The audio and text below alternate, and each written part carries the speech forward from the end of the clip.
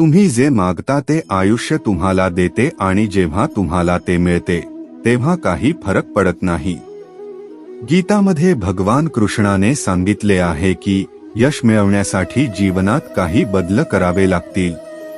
कृष्णाने काय म्हटले आहे ते या गोष्टीच्या माध्यमातून जाणून घेऊया। भगवद्गीतेत कृष्ण म्हणतो, आपले यश केवळ आपल्या कर्मावर अवलंबून आहे। आपल्या आयुष्यात नेहमीच काहीतरी गरज असते, हा आपला स्वभाव आहे। आता या सर्व आशा आणि आकांक्षा पूर्ण करण्यासाठी आपल्याला काम करावे लागेल। आता तुम्ही कोणत्या अर्थाने कृती करता हे तुमच्यावर अवलंबून आहे। तुमच्या कृतीमागील भावना हे तुमच्या समाधानाचे सर्वात मोठे कारण असू शकते। भगवान कृष्ण आपल्याला सांगतात की या जीवनात कर्म टाळणे अशक्य आहे। आता या कृतींमुळे तुमचे मन प्रफुल्लित होईल की तुमचे मन जळून जाईल। कर्म हे मानवी जीवनाचे तत्व आहे। कर्म हा जीवनाचा पाया आहे। जर तुम्ही आसक्तीने वागण्यास नकार दिला तर परिस्थिती अशी असेल की ते तुम्हाला तीच कृती करण्यास भाग पाडतील। कुरुक्षेत्राच्या महान युद्धादरम्यान अर्जुन आपली शस्त्रे खाली पाडतो तेव्हा तीच गोष्ट आहे, कारण काही क्षणांसाठी अर्जुनाला मोह होतो की तो शस्त्रे उचलून त्याच्या कुळाला, त्याच्या नातेवाईकांना नष्ट करेल। तेव्हा कदाचित अर्जुनाला कर्माचे समाधान किंवा आनंद मिळत नव्हता।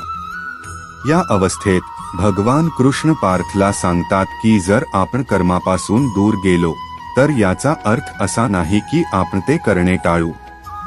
जेव्हा तुम्ही ते कराल आणि पूर्ण कराल तेव्हाच तुम्ही कर्मापासून वाचू शकाल। आता तुम्ही तुमच्या कृतीला धर्म म्हणून पाहता की ओझे म्हणून, हे तुमच्यावर अवलंबून आहे। तुम्ही ज्या भावनेने तुमचे कर्म करता ते पूर्णपणे तुमच्यावर अवलंबून आहे, पण ते या मार्गाने किंवा त्या मार्गाने करावे लागेल।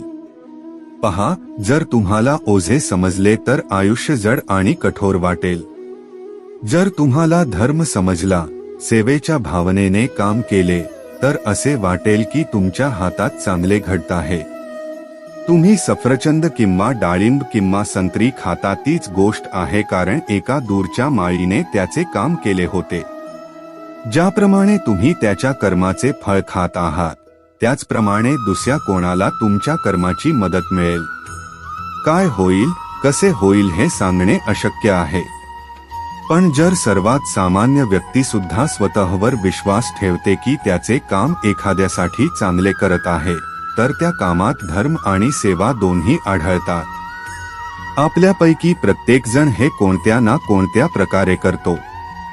जसे की जेव्हा आपण एखादी नोकरी करतो जी आपल्याला फारशी आवडत नाही, परंतु त्या नोकरीने आपले घर चालत आहे किंवा आपले कुटुंब आनंदी आहे, तेव्हा आपण आपली आसक्ती सोडून देतो।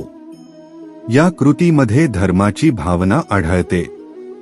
भगवान कृष्ण आपल्याला समजावून सांगतात की आपण समाजात राहत असताना त्याच्या प्रती आपल्या काही जबाबदाऱ्या आणि काही कर्तव्ये आहेत। जसे एक चांगला नागरिक असणे, आपल्या पालकांची काळजी घेणे, आपल्या मुलांचे चांगले संगोपन करणे, हा आपला धर्म आहे आणि हीच आपली संस्कृती आहे। म्हणून जर तुम्ही हे सर्व कसे कराल या कल्पनेने मन अस्वस्थ असेल तर असे नकारात्मक विचार सोडून द्या। त्याऐवजी असा विश्वास ठेवा की जर देवाने तुम्हाला या कार्याची जबाबदारी दिली असेल तर देवाने तुम्हाला ते करण्यासाठी शक्ती आणि धैर्य देखील दिले आहे। त्यामुळे हार मानू नका, लढत रहा। व्हिडिओ आवडली तर व्हिडिओला लाईक आणि चॅनलला सबस्क्राईब करा।